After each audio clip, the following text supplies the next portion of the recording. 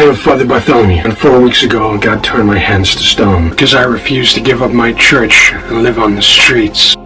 I haven't eaten for a very long time, and I'm barely alive.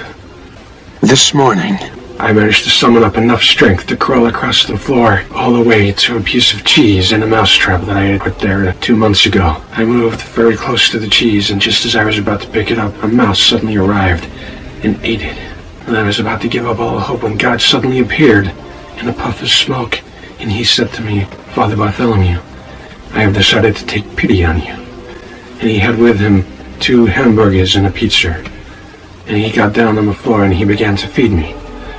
And then after he had finished, he said, do you feel stronger now, Father? And I said, yes, and I thanked him. And then he said, Father, you have just committed a sin.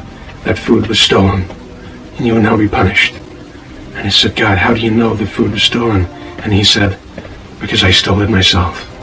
As I am God, I cannot commit a sin, which means I cannot be found guilty. But as you are not God, you can be found guilty. I will turn you into a mouse for 3 weeks, and you will run around your own church, eating crumbs from the floor. And just to make things a little more interesting, I have just called pest control, and they are on their way here now to fumigate your entire church, and they will try and catch you. Have fun, Father Bartholomew.